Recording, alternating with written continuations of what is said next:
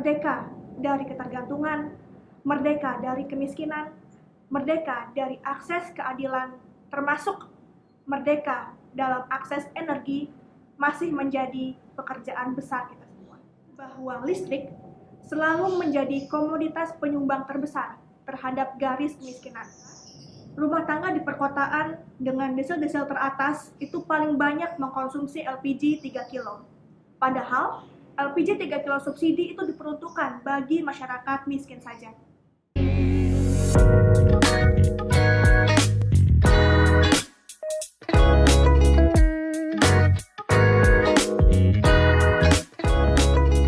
Yuk, cepat mulai, Ren. Siap, senior. Assalamualaikum warahmatullahi wabarakatuh. Jumpa lagi dengan saya, Firda Anissa, peneliti dari Sigma-V, Policy Research and Data Analysis. Kali ini kita akan membahas sharing soal keadilan energi. Tidak boleh ada kemiskinan di dalam Indonesia Merdeka. Demikian dikatakan Bung Karno dalam pidato di depan sidang anggota Badan Penyelidik Usaha-Usaha Persiapan Kemerdekaan Indonesia 1 Juni 1945. Setelah 76 tahun merdeka, sejumlah indikator seperti merdeka dari ketergantungan, merdeka dari kemiskinan, merdeka dari akses keadilan, termasuk merdeka dalam akses energi masih menjadi pekerjaan besar kita semua. Publikasi berita resmi statistik soal kemiskinan yang diterbitkan Badan Pusat Statistik setiap 2 kali setahun menunjukkan bahwa listrik selalu menjadi komoditas penyumbang terbesar terhadap garis kemiskinan. Dan itu posisinya di urutan ketiga terbesar dari kelompok non-makanan. Persentasenya juga meningkat. Di Maret 2015, di perkotaan kontribusinya terhadap garis kemiskinan itu mencapai 3,02%. Dan di perdesaan angkanya 1,73%. Sementara di Maret 2021, kontribusinya naik menjadi 3,48% di perkotaan dan 1,87% di perdesaan.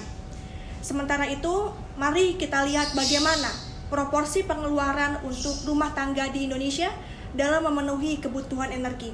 Kita ambil satu contoh, yakni bahan bakar untuk memasak.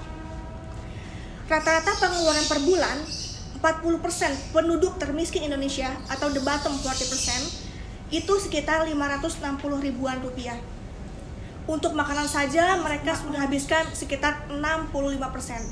Artinya dia punya 35% lagi sebagai fiscal capacity untuk pendidikan, kesehatan, energi, leisure, dan sebagainya. Sementara 10% penduduk terkaya menghabiskan sekitar 1% dari total pengeluaran untuk kebutuhan bahan bakar untuk memasak.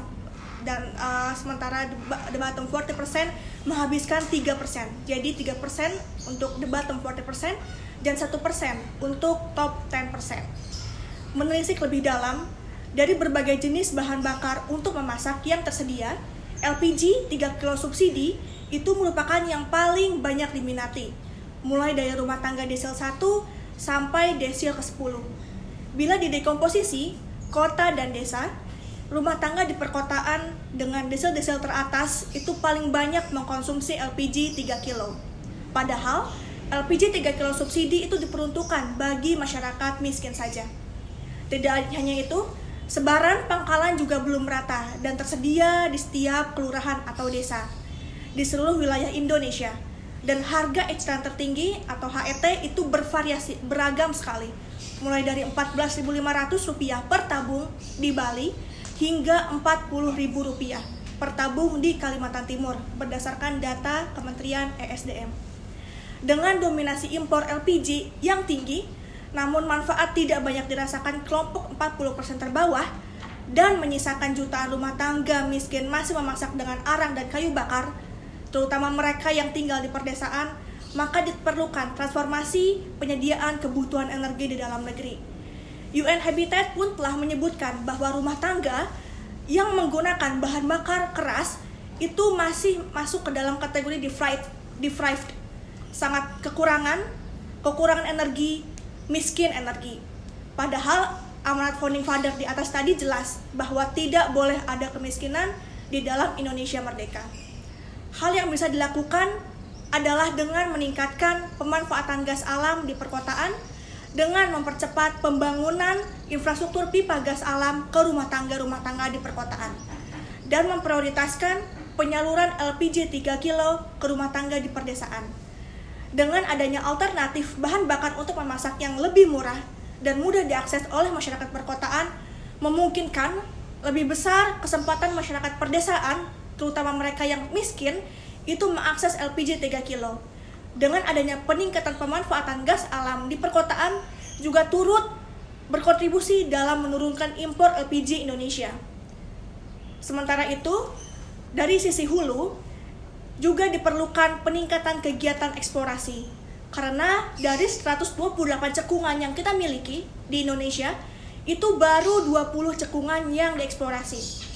Sayangnya, saat ini proyek terkait migas yang memang merupakan proyek giant itu masih sangat tergantung pada pihak reasuransi yang ada di luar negeri.